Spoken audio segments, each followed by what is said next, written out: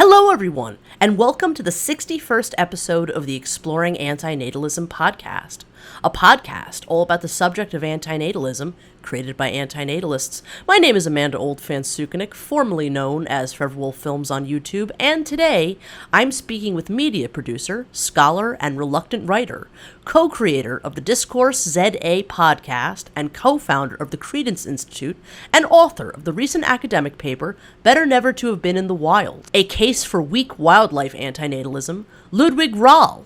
Welcome to the Exploring Antinatalism Podcast, Ludwig. Thanks, Amanda. Thanks for inviting me on the show.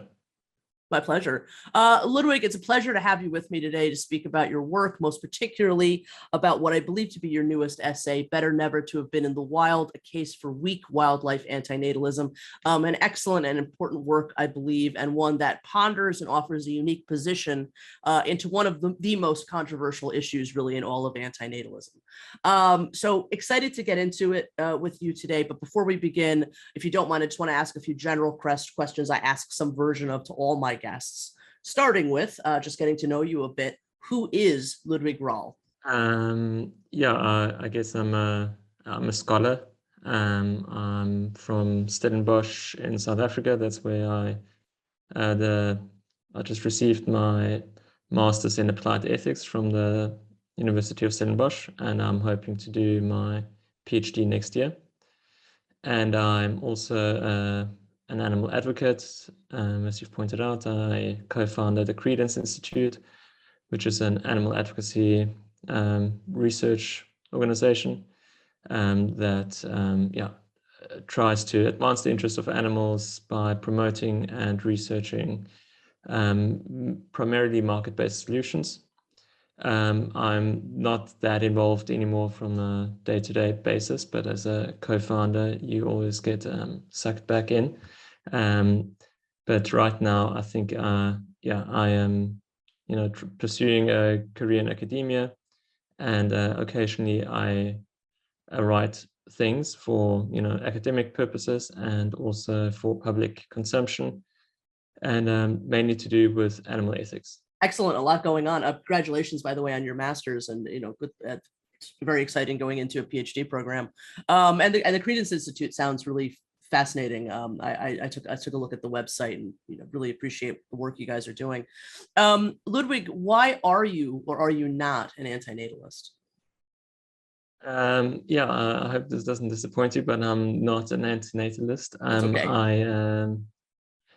There's some practical issues I have with it, and as well as philosophical.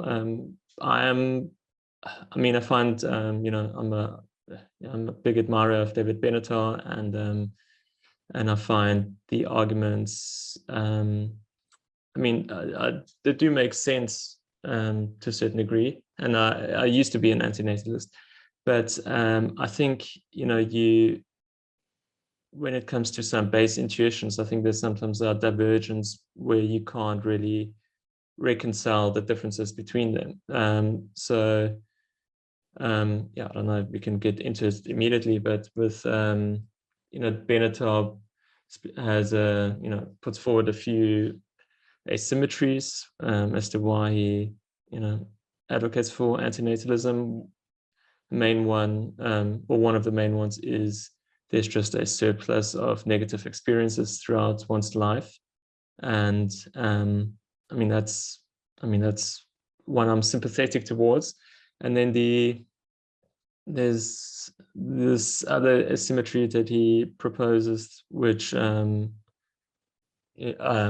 can sort of picture this two by two matrix, where the presence of good is good, which makes sense, and then the presence of bad is bad, and then the absence of bad is good, but the absence of good is not bad. And I think that's intuitively appealing to some. And I actually just once had a friend point out to me that maybe the absence of pleasure is in fact bad. And I don't know, I've sort of adopted that view. I don't know, I can just imagine myself, walking through a neighborhood, and there's maybe, you know, a park with I don't know, you know, swings and slides, and then there's no one you know, making use of it, and that would be, in a sense, just an absence of pleasure. And according to the strong antinatalist view, this is not a bad situation, because no one is actually being deprived of that fun, because there's no one there. But I don't know, I would look at that and I would lament the fact that no one is you know, having fun there. No one is taking pleasure in what could be. So yeah, that's sort of my philosophical difference. And then there's the practical difference, which is, as far as I'm aware, you don't endorse this view, but there is, you know, the human-centric antinatalist view that, you know, humans should go extinct and let nature and wild animals inherit the earth. I think this is not your position, but that is a common position, which yeah, as I tried to lay out in my thesis, which we'll probably get into, you know, the idea of humans going extinct and letting wildlife roam the earth is probably a world which contains just as much suffering, if not more so. So for practical reasons, I think, you know, humans should stick around, because we are also one of the only ones that can maybe, you know, reduce suffering, maybe one day intervene in nature. I'm assuming you're familiar with David Pearce's work. Of course. And even though he's a negative utilitarian, which I'm not, but I'm a big admirer of his as well. And I think the future could be quite blissful, and I think we should stick around to see it. Well, I very much agree with at least part of that. I do think we should stick around at least until we can figure out what to do about the problem of wild animal suffering, all sentient suffering in general.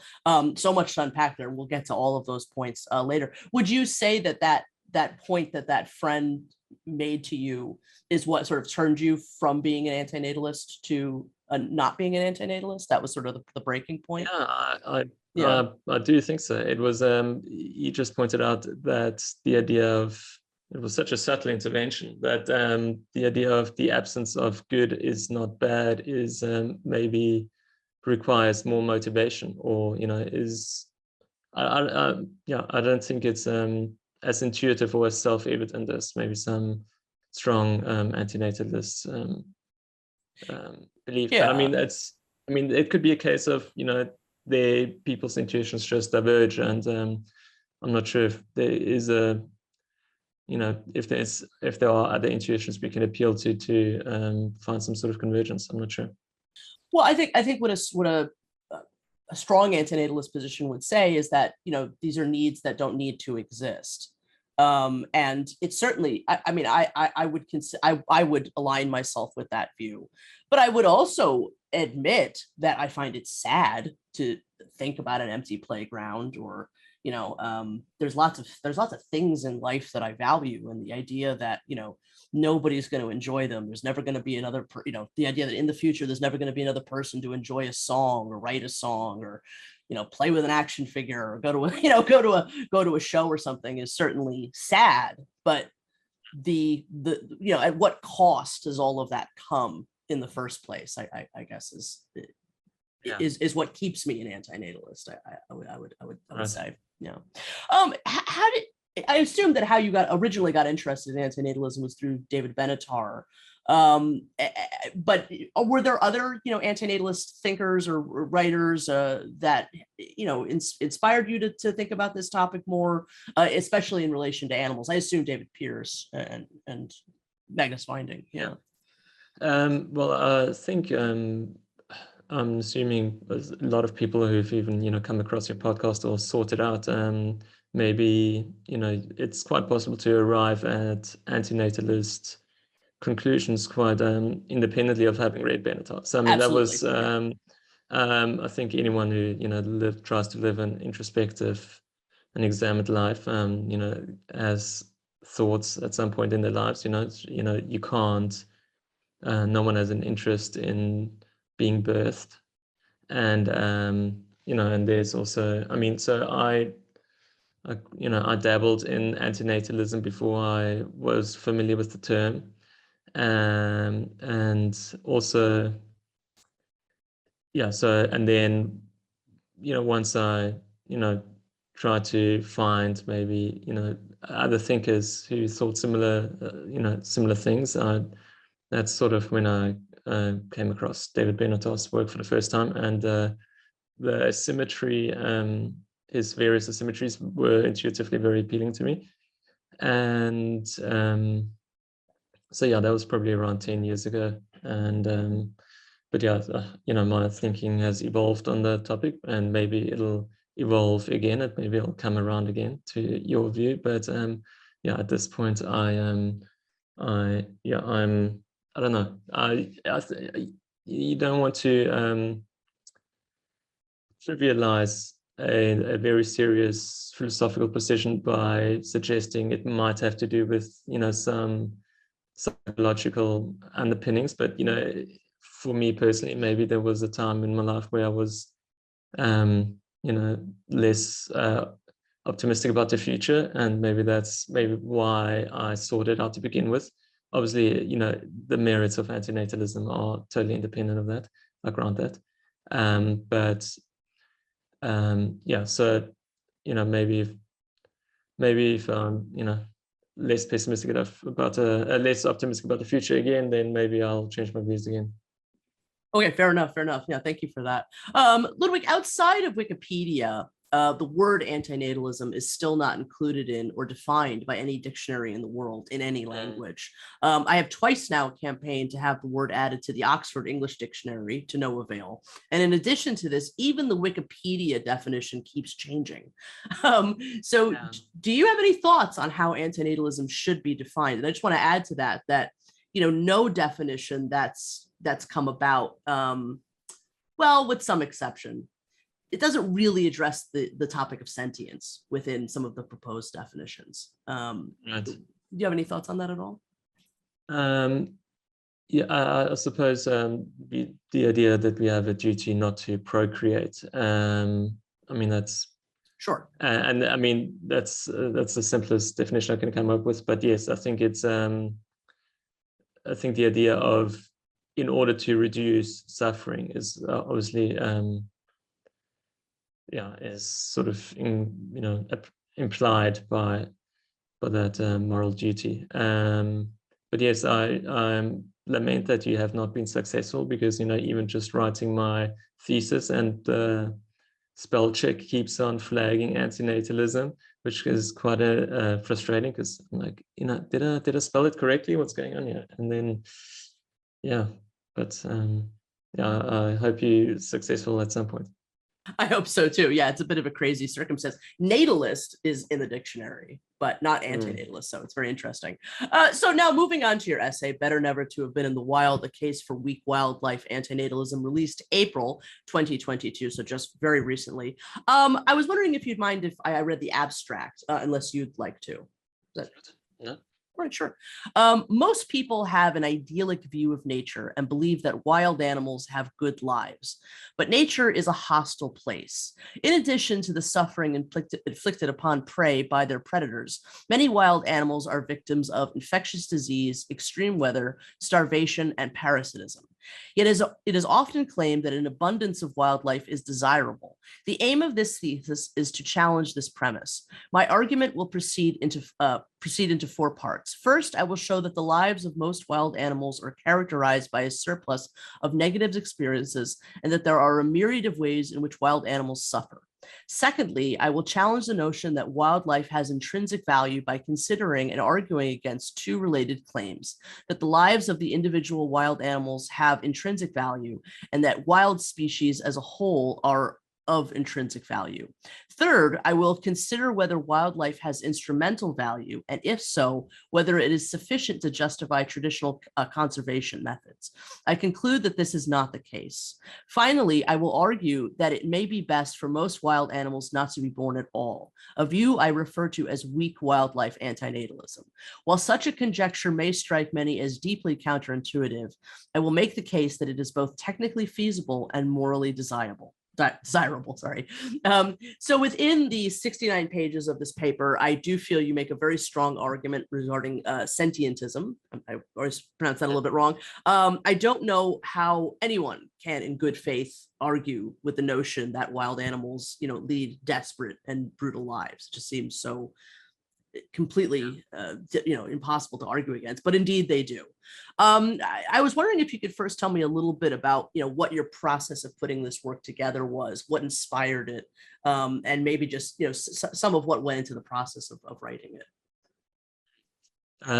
So I should probably note here that I try to introduce some novelty into this discussion, but the idea of wildlife antinatalism is definitely not an original one to me. I do credit the philosopher Magnus Vinding in the paper, who I think wrote maybe a 2,000-word essay or so on the topic in 2017 or 2018. So the idea of wild animal suffering has been top of my mind for quite some time. I'm a utilitarian, and that also puts me in touch with the effective altruism community, where the idea of wild animal suffering is a recurring theme. So I thought this is what I want to spend my time writing about. It must be noted also that this paper is my master's thesis. So, I have to come up with a topic. I have to, engage with it for a lengthy period of time. And just in this, having discussions with my supervisor, the idea of just broadly advocating for wildlife interventionism is maybe a little bit too, let's call it dull. And I thought the idea of antinatalism is for wild animals is one that I can defend, and also by emphasizing the idea of weak wildlife antinatalism, it will also give me the opportunity to differentiate myself from Magnus, and also critique antinatalism, the strong version as well, which I did. Yeah, I think you managed to be quite distinct, actually, from Magnus's version. I think you added to it quite a bit, and we'll get into some of the particulars of that in just a moment. You did quite a lot to argue against the idea that animals have intrinsic value, or that species as a whole have intrinsic value. Just for the sake of our audience that perhaps hasn't read the paper yet, could you tell us a little bit about your argument regarding this that you make in the paper? Yeah. So first, I think my first, in chapter 2, after the introduction, I tried to make the empirical case that wild animals experience a surplus of negative experiences, and a lot of my thesis hinges on that claim, which is obviously an empirical one. And I do think there's a good case to be made for that. There's many scholars have pointed out the idea of the K selection versus R selection strategies when it comes to reproduction. Maybe I can just give a quick recap of what that means. K selection entails heavy parental investment into just a few offspring, as is the case would be for humans. And our strategy is the idea of just flooding the environment with progeny, and so a few of them survive into adulthood. Both of those are sustainable strategies, but our strategy comes with a lot of infant death, and that is the prevalent reproductive strategy in the wild. So just based on, you can just make a statistical argument for the fact that wildlife does experience a surplus of suffering. So that was the empirical claim, but then you can still argue, some might argue that wildlife, if you accept that, then the idea of wildlife conservation can be seen as the mere perpetuation of misery, really. But there might be other arguments for why we should conserve wildlife. One of which is that it has intrinsic value, and one of which has instrumental value. And intrinsic value then again needs to be broken down further. There's obviously people who think these abstract communities, such as species, have intrinsic value, which is a very philosophical, very difficult task, argument to make. I looked at some of the arguments in favor for that, but I found them quite unconvincing. There are also people who just think biodiversity is intrinsically valuable, which the idea of diversity being intrinsically valuable is also one I found unconvincing. I mean, do you want me to go into why I find these arguments unconvincing? Sure, I'd love that if you wouldn't mind. Yeah. Okay, so I mean, just the idea of, if we think that diversity is intrinsically valuable, and that's why we need to conserve species, I think it's often more of a post hoc, rationalization for conserving species, because the people who make these sort of arguments very rarely suggest that we should, create new species.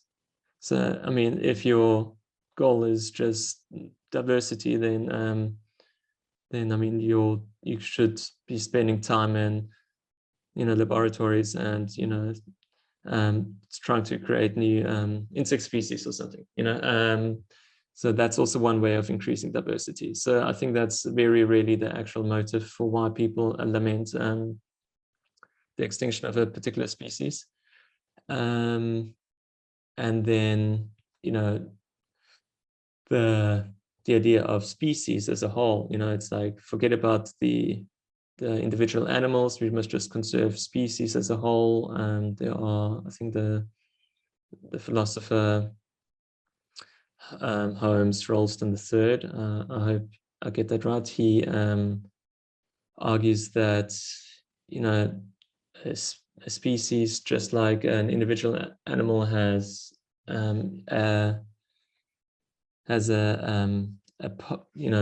a path of, it sort of has a telos, the idea of having a goal. And I think that idea is, I think, sort of gets the causal chain a bit backwards. There are animals, a species stay, alive because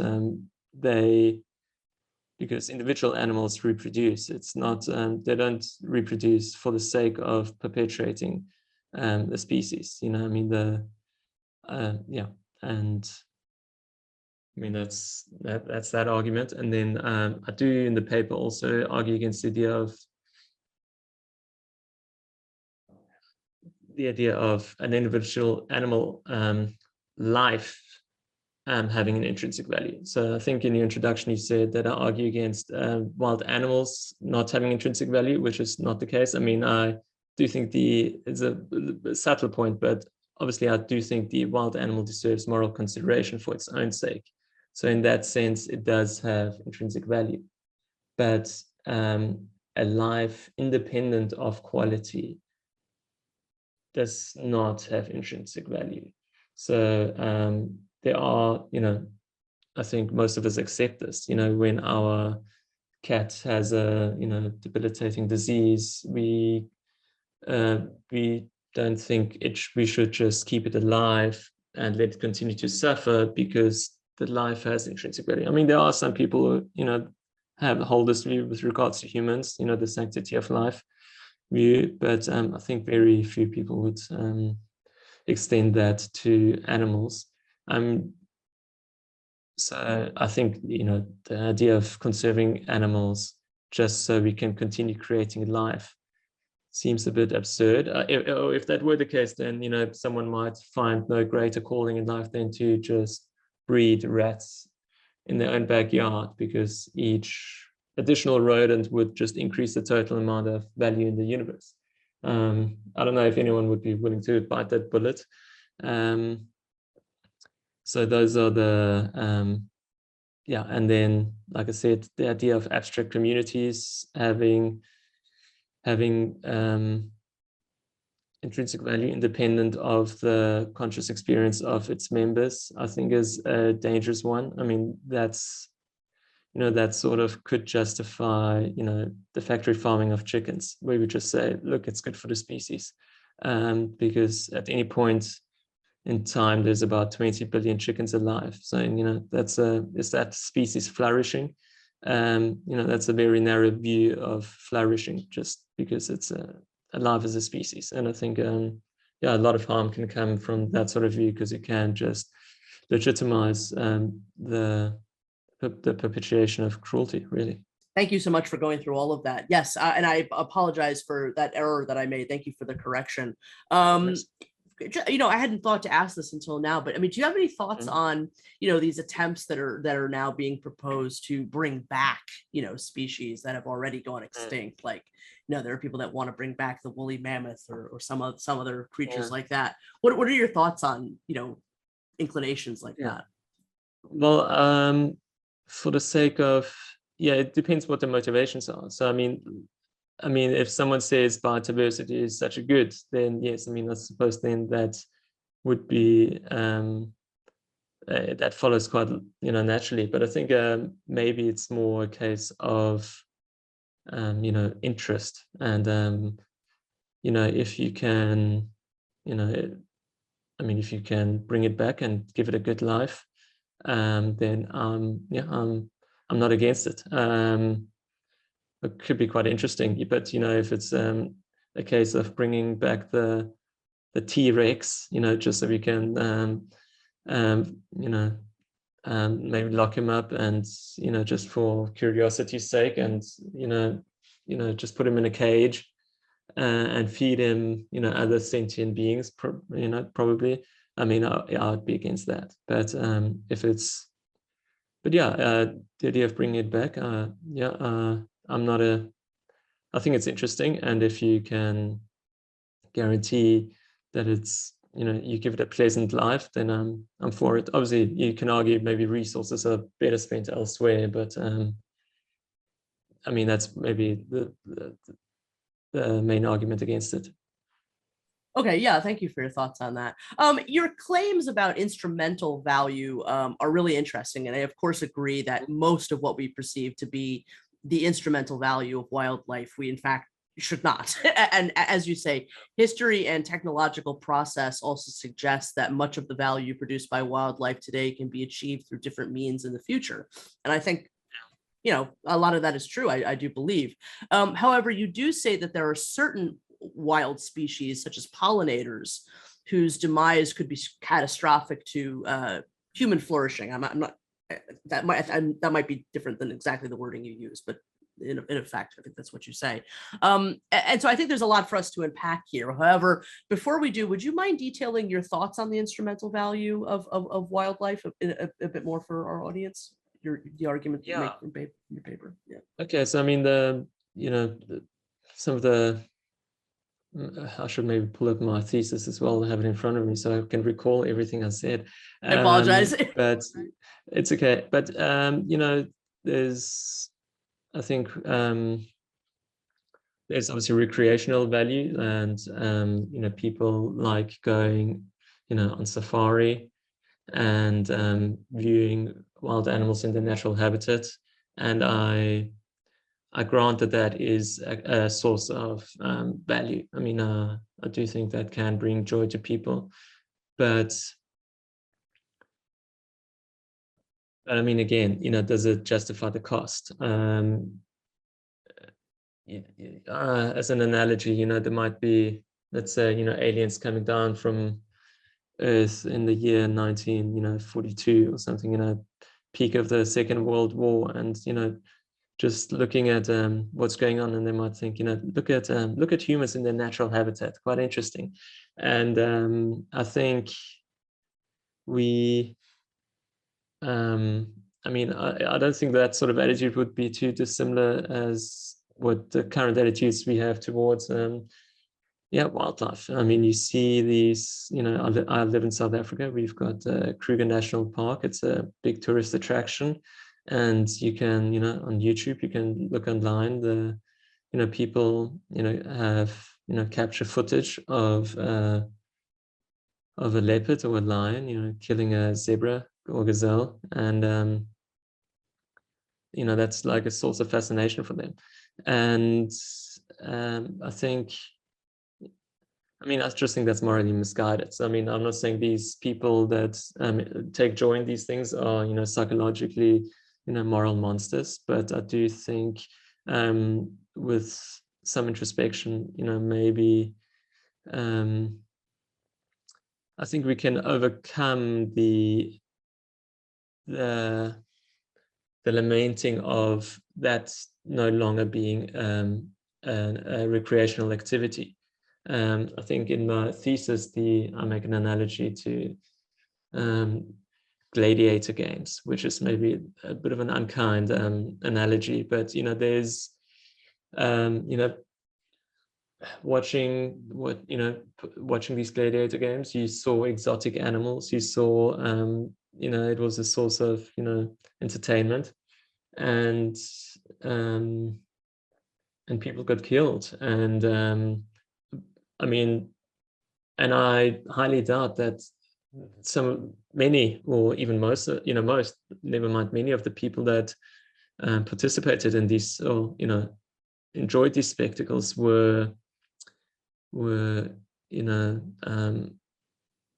bad people. They were just also victims of their environment and the culture. And so, I don't want to, compare wildlife enthusiasts to people watching gladiator games, but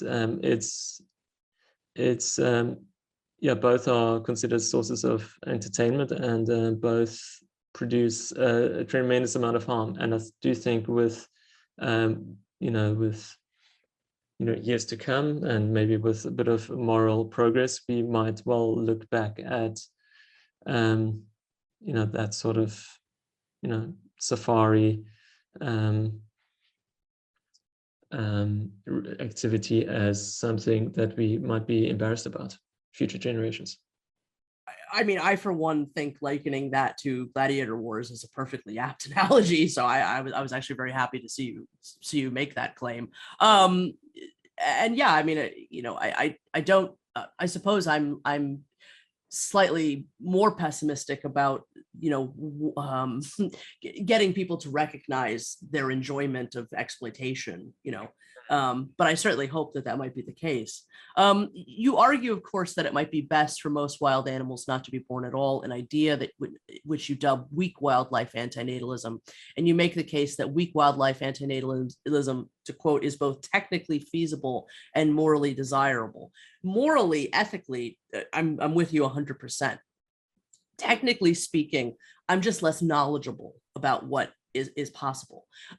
Why do you believe that it would be technically feasible to accomplish weak wildlife antinatalism? I think that the weak version, I also give myself a bit of leeway with, adding the modifier of weak, because right. You can definitely see the number being reduced quite drastically. People do it via culling, and instead of culling, you can, there might be, we can use immunocontraceptives, and which can reduce the amount of offspring some animals have. And you can also maybe use gene editing technology to maybe select for only males. That's one path to go down on. And I must also stress that when it comes to the actual science of it, I'm not very, very well versed. I thought it would have been a a cop-out to introduce this idea without at least contemplating some ways of doing it. Of course, yeah. Yeah, so I think, the philosopher David Pearce, he's written quite extensively on this topic, and, he's advocating for this biohappiness revolution, where we make use of some of these tools. And look, I don't think we should, go gung-ho into wildlife and, disrupt ecosystems, which, maybe can be detrimental to, or cause some sort of detrimental effect. But I do think people who are advocating for no intervention whatsoever is morally misguided, because the status quo is also really bad.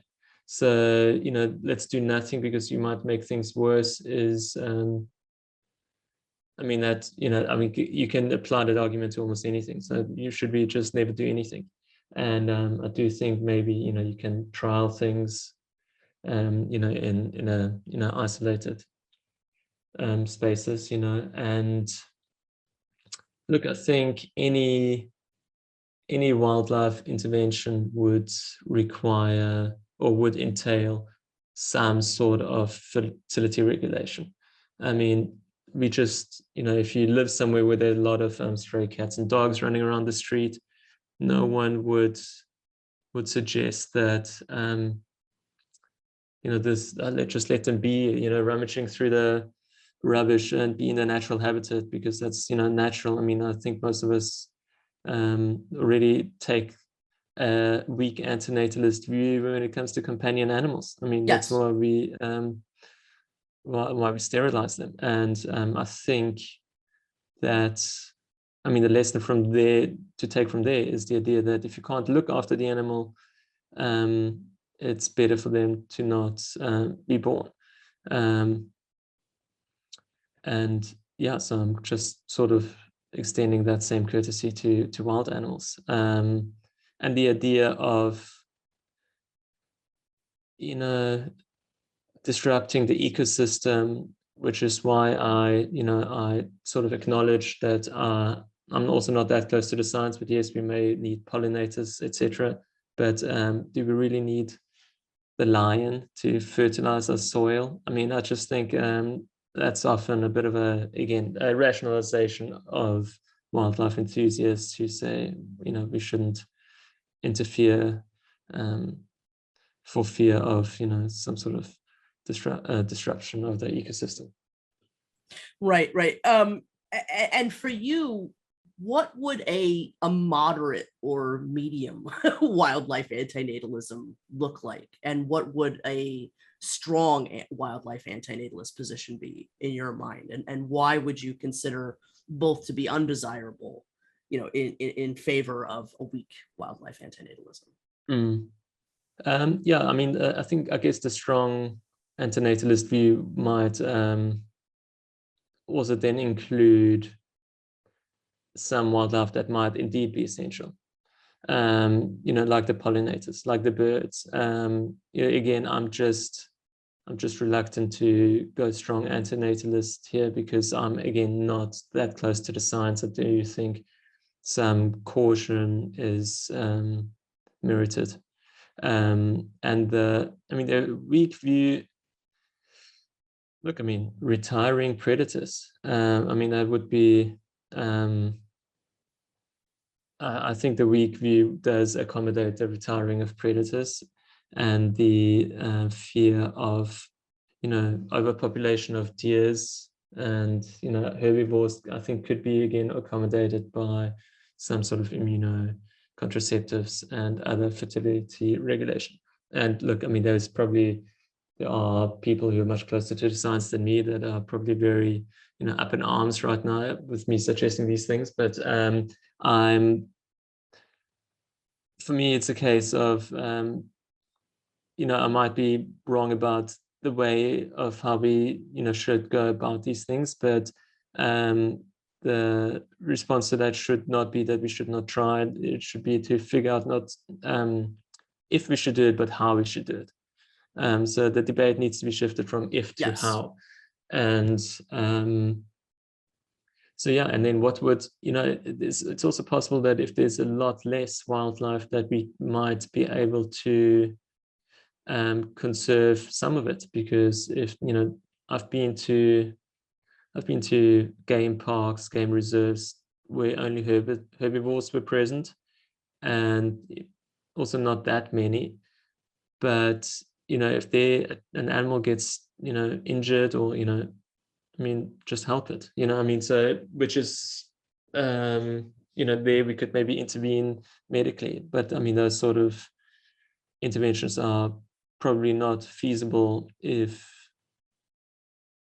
the current numbers of wildlife that are around today. So to reduce it drastically, to maybe retire predators, and ultimately get it down to a number where we can conserve some of the instrumental value that it does have to offer, recreational value, but we can also intervene when necessary. Okay, thank you for that. I apologize that I'm not sure what page this is from, but I quote from part of the paper. Thirdly, and somewhat relatedly, on the weak view, antinatalism would not apply to all wildlife. Assuming it is true that some wildlife plays a significant role in functioning ecosystems, then their extinction would be detrimental to the flourishing of sentient beings left behind. So this sentence did give me some pause, I have to say, because there is an element to this statement, and you'll have to forgive me because I don't believe that this is your intention, but there is an element to that statement that I do think kind of departs from antinatalism a bit and goes into sort of a eugenics argument, really, that we should eliminate sort of unneeded species, or species that, again, don't play this utility, and keep the ones that are absolutely necessary for human survival. And that does, in my view, that doesn't really strike me as particularly antinatalist. And in a sense does sort of go into another form of speciesism. What are we doing that's so fantastic that all of nature has to be sort of surgically operated upon to maximize our perpetuation into the future? Is anything that we do really of greater value than the wonderfulness of the rhino? If the rhino has no if we can determine that the rhino or the elephant has no instrumental value, I'm stuck on what our instrumental value is that's really so worth preserving, that again we need to go into nature and pick and choose based on what's going to help us. I'm also I do think I point out that we can look. I'm also very sympathetic to transhumanism. And I do think that if we, manage to stick around as a species, that's humans, I do think we might unlock, the potential to experience, states of bliss that are, that are unimaginable at this point. And so I do want to keep the human race going, and it might sound speciesist, but it's not.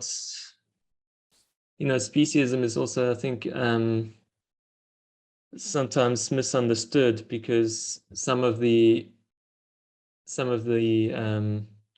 arguments, I would, for instance, maybe prefer to save the life of another human than I do the life of a chicken. And it's not the species membership that plays the deciding factor in that decision. It is maybe the specific maybe the cognitive architecture of that particular person, who I think might be able to access greater states of bliss. And there's a good chance I'm wrong about that as well. So I mean, if there's an animal that is just in a perpetually blissful place, then I think we should do what we can to not go, to keep it from going extinct, because it would, because it increases the total amount of value in the universe. So that you would have gotten from the page where I try to differentiate myself from strong antinatalism. That's where that comes from. Yeah, and that's fair. I mean, I think between us, I mean, there probably are some irreconcilable differences there. I am in favor of sentient extinction, but this argument between those two, the crossroads, of sort of a paradise engineering and, trying to exit as cleanly as possible is like my pet subject. It's of great interest to me, so I really appreciate you having the conversation with me regarding all of that. Magnus Binding's 2017 essay, "The Speciesism of Leaving Nature Alone and the Theoretical Case for Wildlife Antinatalism," was, I believe, an incredibly important piece, a very brave piece, honestly, that I think I believe was the inspiration for at least part of this paper. I have read that paper several times. I did skim over it once again. It had been a while, though. I did skim over it once again last night in preparation for this. How do you feel that your proposed weak wildlife antinatalism is different from what Magnus proposes in that paper? It's probably not too different, because I don't think he it's just a case that I don't think he maybe sufficiently points out that I'm sure he's aware of these things, but maybe he doesn't fully acknowledge the instrumental value that wildlife can play in perpetuating just life on Earth. I know Magnus, I don't know if he is an actual antinatalist, but I do know he's got not.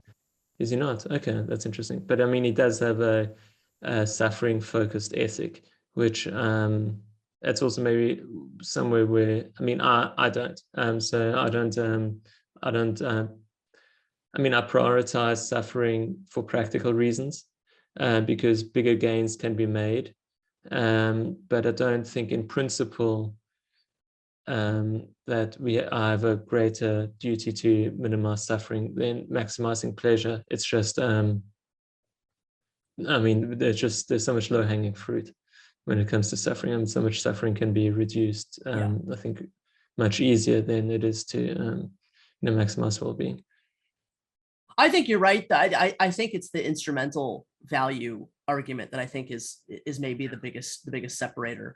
Okay, so my next question is a bit of a long one, so please bear with me. The inclusion of wild animals, or animal life in general, all sentient life, within the conversation around antinatalism is still very controversial, even among antinatalists.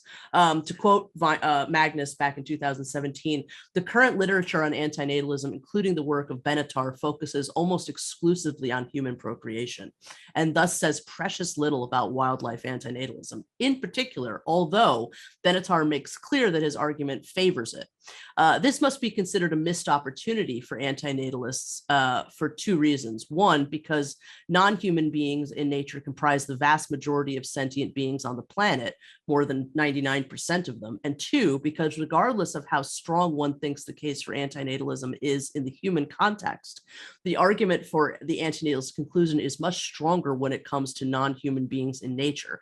So this missed opportunity, as Magnus calls it, which I love that he phrased it that way, remains, again, one of the biggest divisions in the antinatal world amongst antinatalists. And in fact, it did give rise in around 2012 to the creation of a whole other division of antinatalism called EFILism that never makes this species distinction that separates between, what's sometimes called sentiocentric antinatalism versus anthropocentric antinatalism. When talking about true sentiocentric antinatalism or wildlife antinatalism, and considering what the world would look like, or how it will occur in the real world, there is always an element of a kind of like speculative sci-fi fiction that I always find, extremely fascinating to consider. And one of the things that I find the most unique about your contribution to this conversation around wild antinatalism of any form is that, and correct me if I'm wrong, your paper does not seem to actively consider wildlife antinatalism occurring within the context of an antinatalist human world, which is also working towards human extinction at the same time or near the same time. And I think so, considering that, I'm curious how you feel that human extinction, in addition to wildlife antinatalism happening concurrently, if they were to happen around the same time, might change some of the concerns for some of the more salient points you bring up regarding instrumental value of wildlife. Like if we're on our way out, then all of this like concern for keeping certain species around, I think kind of goes away. I mean, we don't need pollinators anymore at that point. It's all just sort of, the curtain is closing on all of it. So does total sentient extinction challenge your ethical stance of taking a weaker approach as to taking a stronger one in regards to wildlife? Yeah, look, I think I'm just based on my other philosophical views.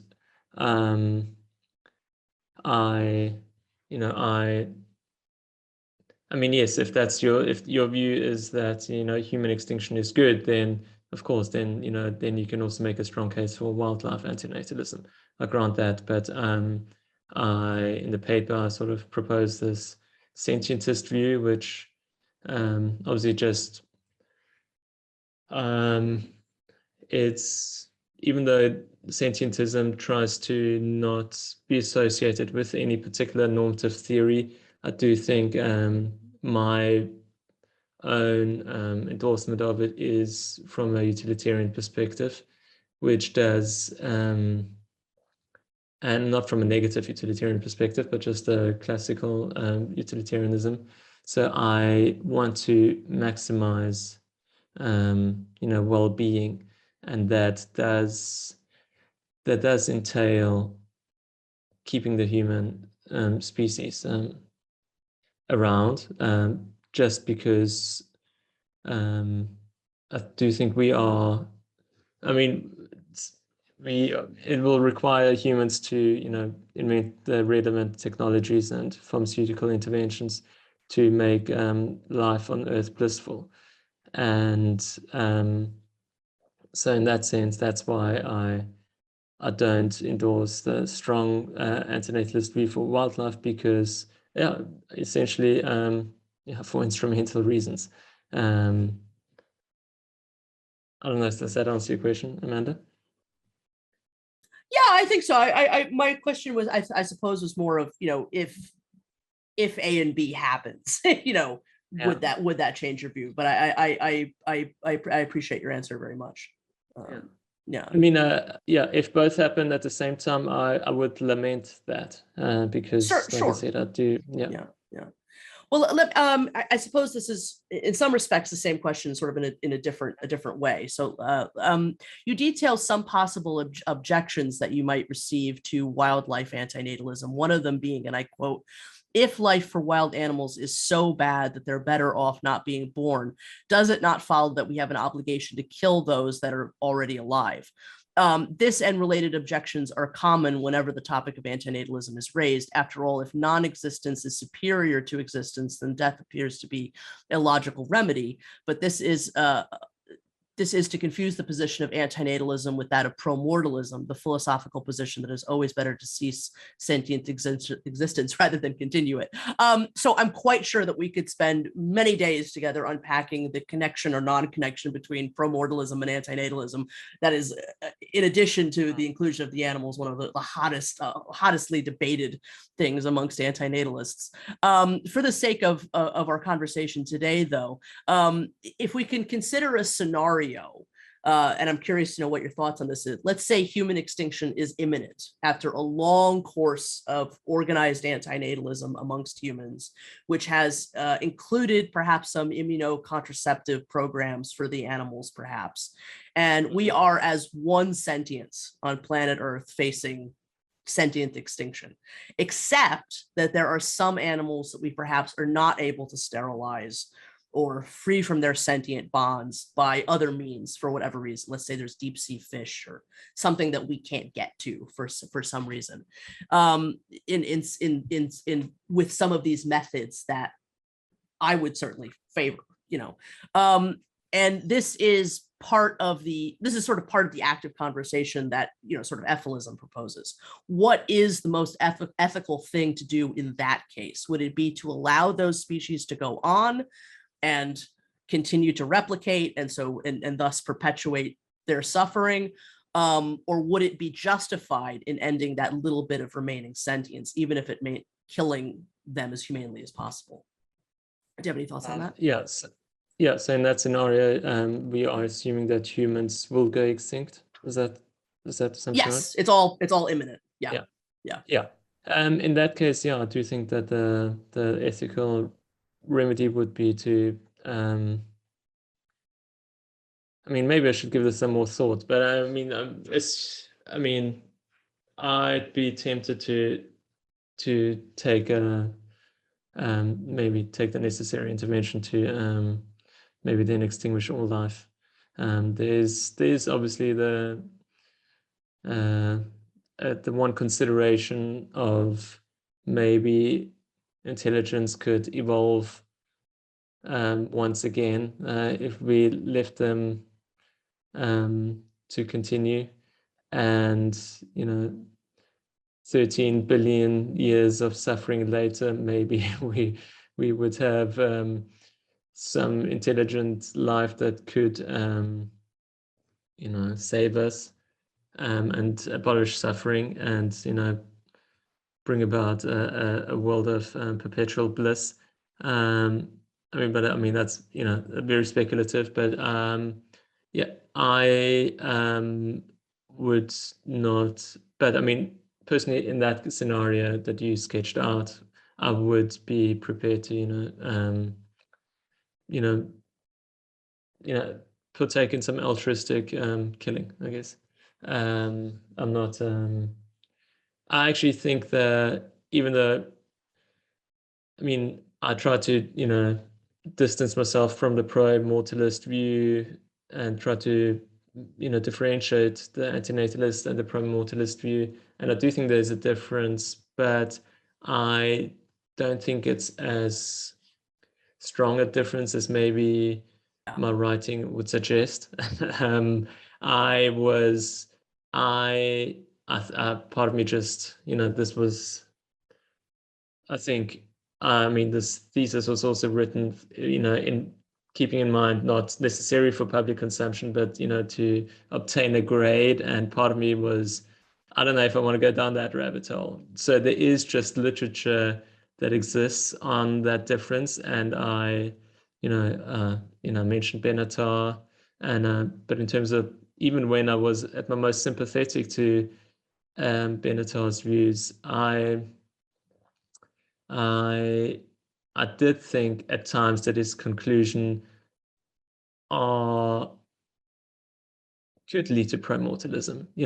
The idea of let's all fall asleep at the same time and not wake up, where there's it entails no suffering if you could just snap your fingers and we all fall asleep forever. Is this something the antinatalist would not endorse? And I think it's good to maybe differentiate yourself from this view, but I do think if you're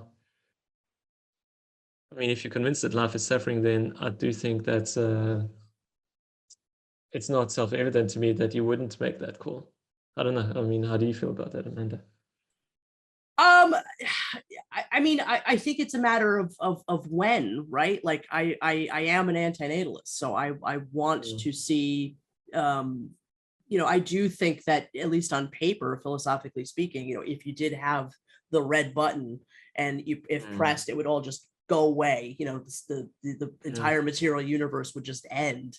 Yes, there would be consent violations. It's not the most perfectly ethical thing you could do, but it would be the right thing to do. Now that's not a scenario in the real world. In the real world, I think we have this, in my mind, wonderful tool of antinatalism. And so if we did bring, the human population down to nil, we took care of the animals, at that point, and this is where we would have a divergence. I believe it's just making sure it never happens again. And so I am in favor of doing what we need to do to make sure of that. But do you agree that the pro-mortalist position is not as far removed from the antinatalist position as some people try to claim, perhaps? I don't. So I've gone kind of back and forth on this. Most of the time, pro-mortalism seems to be in relation to suicide and not this conversation. And so, and I'm a little bit stuck if this whole conversation is exactly pro-mortalism, or whether it's more the ethics of extinctionism, or there's certain aspects of pro-mortalism's inclusion in this particular conversation that I don't particularly feel solid on. But I do, and I am a right to die activist as well as being an antinatalist. And so if somebody, if we did take a second to talk about suicide, if somebody is a pro-mortalist, and there are many antinatalist pro-mortalists, so whatever, distancing antinatalism wants to do from that subject, I don't think it's succeeding. I think there's plenty of antinatalists that do identify that way. But so if somebody was to be a pro-mortalist, and that is their reason for wanting to have their right to a graceful exit, to access to medically assisted suicide, like, I don't think that they're being irrational. Full stop. I do think that there's probably far more connection to pro-mortalism in antinatalism than most antinatalists would like there to be. I do want to point out that obviously I think antinatalism is it is an altruistic endeavor, and so when some people say I'm an antinatalist, and then someone else responds, why didn't you kill yourself or something, which is that's obviously and the antinatalist could be quite consistent in their belief and say no. Of course not, because also their own death brings about a lot of suffering for others. Sure. So in that sense, obviously, I do think antinatalist does not in any way promote suicide, but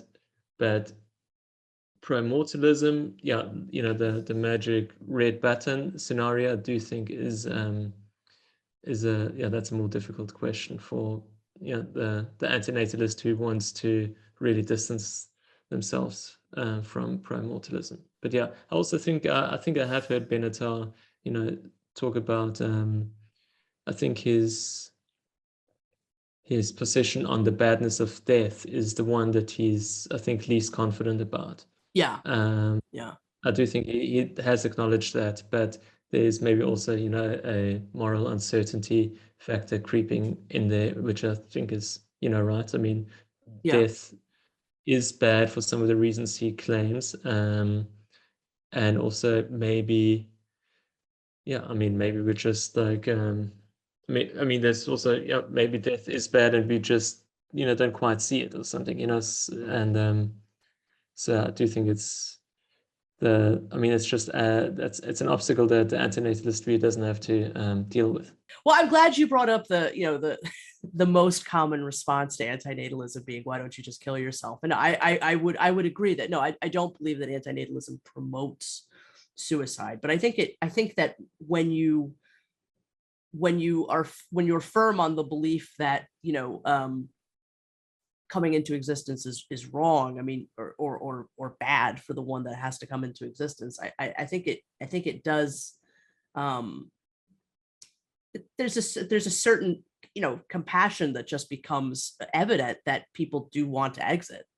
And so again, I think there is a inherent connection towards a sympathy with like the right to die movement. But I also, I don't, I think people need to, if they have an antinatalist understanding, I think people kind of need to stay here as long as possible, because I think that understanding is rare, and people need to try to express it, as much as possible. It's sort of, I mean, to expect that new people will be born to then come to the same conclusion, and then they'll have to do the work. I mean, it's kind of inherently natalist, right? Like, you sort of, if you are the vessel of a certain kind of understanding, then you sort of have to do your job. It's sort of a janitorial duty to to make people also understand, so that maybe they don't make the same mistakes our progenitors did. There's an interesting possible irony here, where maybe, for antinatalism to spread, you might have to have offspring that you can teach the ideology to.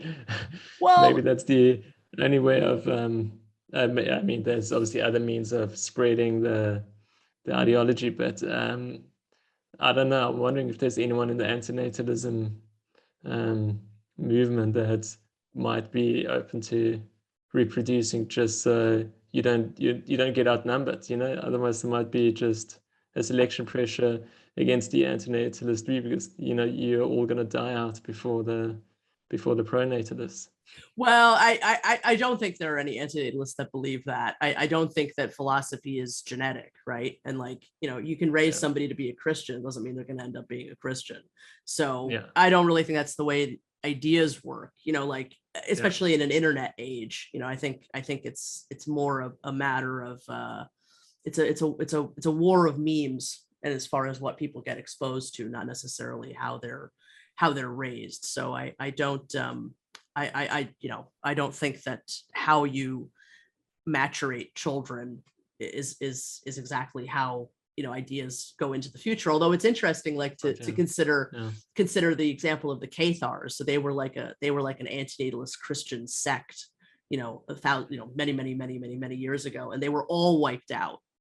And obviously their ideas couldn't perpetuate into the world because they had no internet, they had no cell phones, they had nothing of the kind. And so antinatalism for that period of time did die. So if we were to go back to that kind of world, I think that might be a concern, but I just don't think that that's a concern anymore. Right. Just a couple of more questions, Ludwig. Thank you so much. To quote your paper, it must be remembered that many of our feelings about the status of wild species are intertwined with an idyllic and mistaken view of nature. Much of our desire to keep species from going extinct is rooted in altruism, believing that animals in the wild have good lives because they are free. Therefore, it is possible that once the extent of wild animal suffering becomes widely accepted, existence value will be replaced by existence disvalue. That is the painful realization that wild animals continue to live in a state of despair. What do you believe are the most effective methods in turning that current narrative around in the minds of people like conservationists or environmentalists or regular people? And do you believe that there's enough time left for wild animal populations to benefit from this collective epiphany as to the state of their existence? Regarding the second question, are there enough wild animals left? I think the answer is yes. I do think, there's definitely enough left to benefit from some sort of interventionism, which again, I think must include some sort of weak antinatalism. Weak antinatalism is arguably, family planning or, fertility regulation, really. I like that. Yeah. But how do you convince them? That's a good question. I suppose, I try to write on the topic and try to get people to read it. And I do think, there's such an overlap in the animal advocacy movement with the environmental movement, because so people are, again, I think you just need to expose them to the actual literature on what life is like in nature. I think that must be the, I think that's maybe what did it for me as well, to a certain degree. It's, again, because I was probably an animal advocate before I was, I quit eating meat, but I definitely had so much more concern about farm animals. And then when it comes to wild animals, you just don't know that their lives are so bad. And I do think just, I think, I suppose, educating the public about how bad life in the wild is. I mean, there will be those that, who would suggest, it's natural and therefore it's fine. But, those sort of people are always tough to reach. And that's also, again, maybe just, a rationalization of the status quo. But I do think, I don't know, showing people like just how bad life in the wild is. I think that, I would recommend that. Yeah, 100%. I think art, writing, it is the most effective tools we have, for sure. What sort of response has the piece received so far? Have you received any feedback from conservationists and environmentalists at all? No hate mail has come my way, and I'm almost a bit surprised. I'm sorry to hear that. Because I was ready, I was like bracing myself. Also, to be fair, I don't know how many people read the thesis. I mean, that's like I said, I did not write it with the purpose of it being consumed publicly. It was I don't know if you know Jamie Woodhouse. I don't.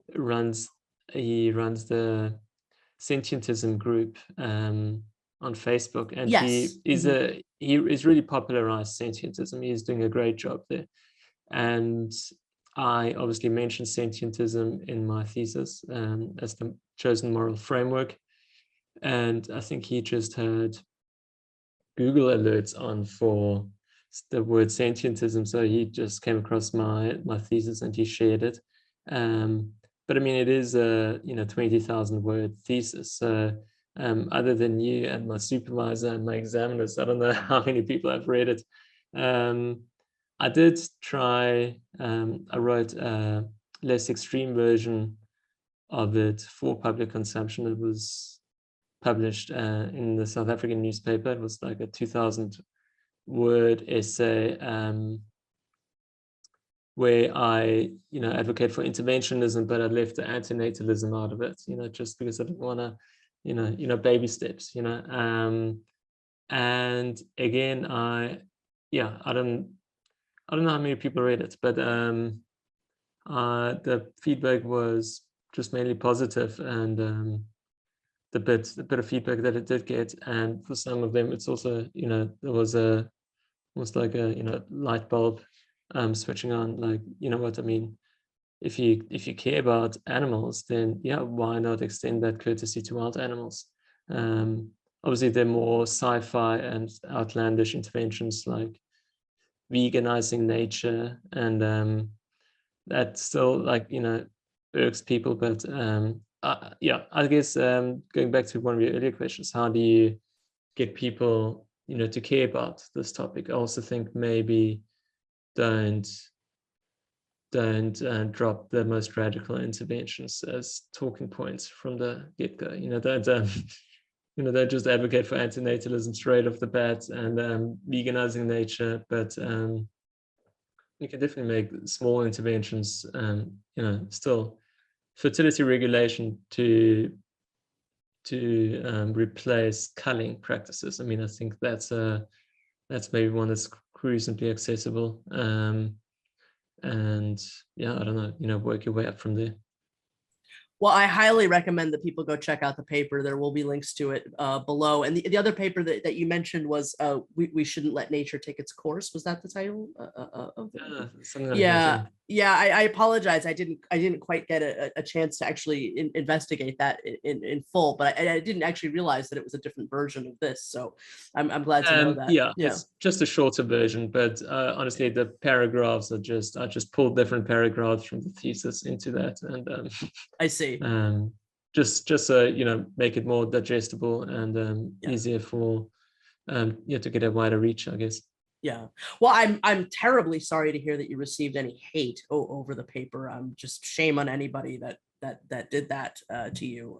So again, I highly encourage people to go read it, but please do not send hate to Ludwig. That's just absolutely disgusting. Ludwig, what are you currently working on, and do you believe that the subject of antinatalism in relation to animals will remain an important part of your work? I'm keen to pursue a PhD next year, but I'm keen to. I've been involved in animal advocacy and writing on the topic of animals for a few years now. But part of me does view it as a bit of an opportunity cost, because I think it's obviously a super important topic, and I want people to just be on the same page as me. But I do have other interests. Transhumanism is a hobby horse of mine.